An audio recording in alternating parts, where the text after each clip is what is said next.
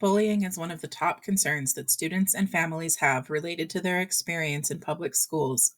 In order to address what some of those concerns are, we need to first understand what bullying is, what the FCSD #1 policy is regarding bullying, and what the consequences and supports are for students. The sources for this information can be found at the end of the presentation. In order to be considered bullying, the behavior must be aggressive and include an imbalance of power. Kids who bully use their power, such as physical strength, access to embarrassing information, or popularity, to control or harm others. Power imbalances can change over time and in different situations, even if they involve the same people. Repetition. Bullying behaviors happen more than once or have the potential to happen more than once. There are several different types of bullying. Verbal bullying is saying or writing mean things.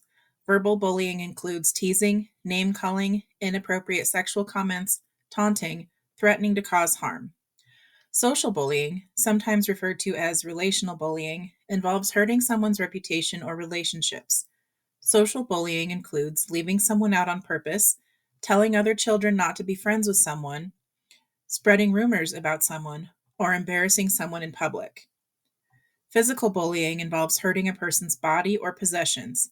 Physical bullying includes hitting, kicking, pinching, spitting, tripping, pushing, taking or breaking someone's things, and making mean or rude hand gestures.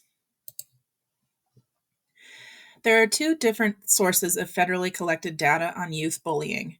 The 2022 School Crime Supplement to the National Crime Victimization Survey from the National Center for Education Statistics and Bureau of Justice indicates that nationwide, about 19.2% of students ages 12 to 18 in grades 6 through 12 reported being bullied, with approximately 15.4% of students reporting being bullied with a power imbalance, 14.5% being bullied repeatedly, and 12.7% being bullied with both a power imbalance and repetition.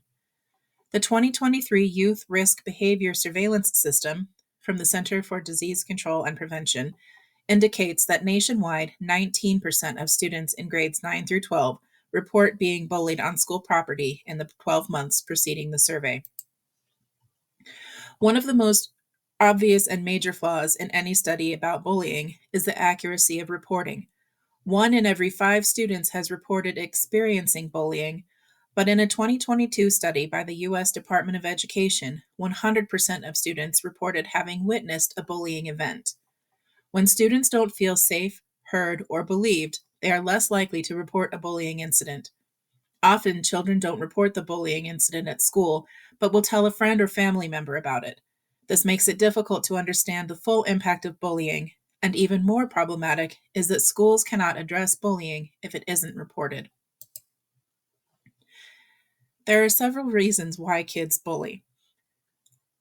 Peer factors include reasons that youth bully to attain or maintain social power or to elevate their status in their peer group, to show their allegiance to and fit in with their peer group, to exclude others from their peer group, to show who is and is not part of the group, and to control the behavior of their peers. Family factors. Some students come from families where there is bullying, aggression, or violence at home. They may have parents and caregivers who do not provide emotional support or communication. They may have parents or caregivers who respond in an authoritarian or reactive way. They may come from families where the adults are overly lenient or where there is low parental involvement in their lives. Emotional factors. Some youth who bully may have been bullied in the past or currently. They have feelings of insecurity and low self-esteem, so they bully to make themselves feel more powerful. They do not understand others' emotions. They do not know how to control their emotions, so they take their feelings out on other people. And they may not have skills for handling social situations in healthy, positive ways. School factors. Some youth who bully may be in schools where conduct problems and bullying are not properly addressed. They may experience being excluded, not accepted, or stigmatized at school. Harassment, intimidation, or bullying means any intentional gesture or any intentional written, verbal, or physical act that a reasonable person under the circumstances should know will have the effect of harming a person physically or emotionally, damaging a person's property, or placing a person in reasonable fear of personal harm or property damage, insulting or demeaning a person or group of students, causing substantial disruption in or substantial interference with the orderly operation of school, or is so sufficiently severe, persistent, or pervasive that it creates an intimidating, threatening, or abusive educational environment for a person or a group of students. Persons who witness or are a victim of harassment, intimidation, or bullying shall report that conduct to a teacher, principal, or other school staff member as soon as possible. If the complaining person chooses not to file a written report, the staff member shall ask the person to verbally describe the incident, including the information described above. The staff member who receives the complaint shall request that the person make a written report describing the conduct they witnessed, including but not limited to the date, time, and location of the incident, and the names of the persons involved to the extent possible. The staff member shall then forward that information in writing, including the person's written report, if any, to the building principal, who shall promptly investigate the complaint or designate another staff member to investigate the complaint. During the investigation, the principal or his or her designee shall interview witnesses, including but not limited to the alleged victim and the persons alleged to have engaged in the harassment, intimidation, or bullying. The person conducting the investigation shall prepare a written report of the findings and conclusions of the investigation. When the investigation shows that a student has or has been harassed, bullied, or intimidated in violation of this policy, the principal shall schedule a meeting with the student, student's parents, appropriate teachers, and other appropriate staff members as determined by the principal to discuss steps or strategies to protect that student from additional harassment, intimidation, or bullying, and from retaliation, including discipline against the person who engaged in the harassment, intimidation, or bullying. If a student reports that they have been harassed, bullied, or intimidated in violation of this policy and no meeting is required by the previous sentence, the principal shall communicate results of the investigation to the parents.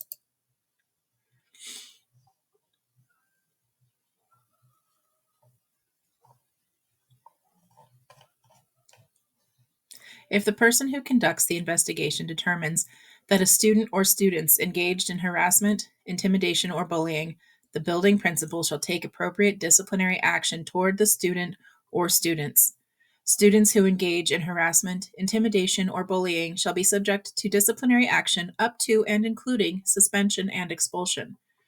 Each school shall develop consequences and remedial action for students committing acts of harassment, intimidation, or bullying, and incorporate them into their student discipline rubric.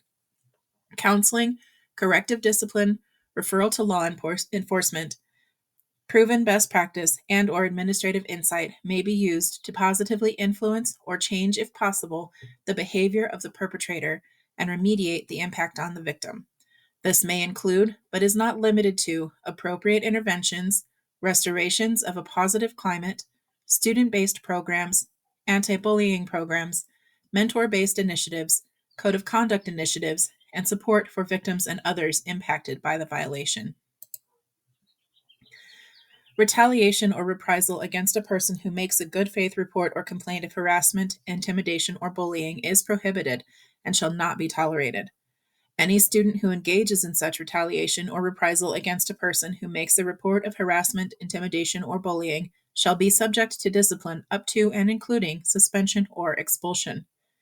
Any student who is found to have made a deliberate or intentional false accusation, report, or complaint is subject to discipline up to and including suspension or expulsion. The handbook policies will be reviewed at the start of each school year. Training for staff will be incorporated into professional development days. But what does this all mean? In Fremont County School District Number 1, consequences begin with 1 to 5 days of in-school suspension at the high school and begin with 1 day of in-school suspension at the middle school. None of the other schools outline consequences in their student handbooks.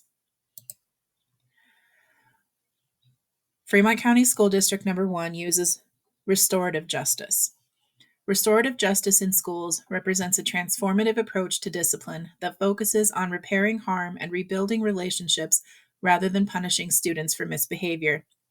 This practice is based on principles of empathy, respect, and accountability, encouraging students to understand the impact of their actions, take responsibility, and actively participate in the healing process. The goal of restorative justice is to build community and repair relationships while supporting reflection, communication, and problem solving skills for staff and students, which can lead to more effective learning and teaching.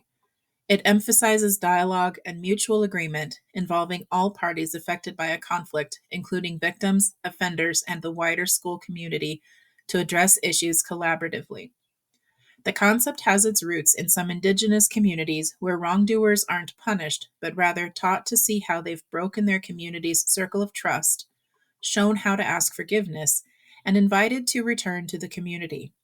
In practice, restorative practices typically consist of both proactive elements, defining shared values, building character, and developing a sense of community, and reactive elements, counseling students individually for minor infractions and providing them with group counseling or community circles for more serious infractions. When done well, restorative justice works, at least anecdotally. There are very few scientific, peer-reviewed studies on the subject, which makes it difficult to understand the true effect of this behavior management tool. As a former educator, I can say that I saw it work in my classroom and throughout the schools where I taught, as long as it was used with fidelity, and that the focus truly was on educating the student as to how they should behave rather than punishing them for the choices they made. Students were given 2 gentle corrections in the form of a quick question along the lines of, "Is that a good choice you're making?" Or, "Do you need me to help you with something so you can get your work done?" The reactions from staff escalate only slightly, with the third step being a quick hall conference where the teacher asks what they can do to help the student make corrections in their behavior. It makes it a team-based effort rather than placing all of the blame directly on the student. Finally, if the student cannot correct their behavior and remains disruptive, they're sent from the classroom to either the principal or the counselor's office. Teachers who approach this with compassion see better results than those who just go through the motions, which makes it difficult to implement and measure success. In 2024, the Wyoming State Legislature passed a law requiring schools to notify parents of any changes they observe or become aware of in their children. They also passed a law requiring that health and counseling services become opt-in services rather than opt-out. Some of the consequences seem small, like schools wondering if they can provide bandages and tampons without a call home. Others have far more dire consequences. In Wyoming, we have the highest suicide rate in the nation, but a school counselor cannot take a child in a mental health crisis for a quick conversation without talking to and obtaining parental permission first. The only exception is if the student is in immediate danger of self-harm or causing harm to another student, but then the counselor must contact the parent immediately. Parents can and have denied this counseling service. If a student comes to a teacher or other school staff in need of a quick conversation about bullying, emotions, fears, or even an abusive situation at home, the counselor must have it in writing that they are allowed to talk to the student. This makes it incredibly difficult for counselors to help students and address these concerns in a timely manner. Opt-in services hurt students, and Fremont County School District Number 1 counselors are concerned that they will be unable to catch some of these early warning signs of suicide and depression simply because they aren't allowed to talk to the kids. They can't do their jobs. Students are encouraged to anonymously report bullying, harassment, or other risky issues they see affecting their peers. While the app is anonymous, some students have reported that they've been identified by the reported student simply because they were the only possible witness to an event, which makes them hesitate to respond. Students also report that they do not believe that every report is fully investigated because they do not see the consequences. This is often difficult because of confidentiality. Administration cannot provide feedback on every situation. Nearly every family in town has a story about bullying in their children. While not every instance of picking on a kid rises to the level of bullying, which is repeated, targeted, intentional, and with a power differential, many families have reported concerns about how the district handles these reports. What have your experiences been, or what questions do you have? Feel free to send them in to Advocates for Landers Students via our Facebook page, or send an email to director@advocatesforlandersstudents.org. For more information, we encourage you to check out these resources.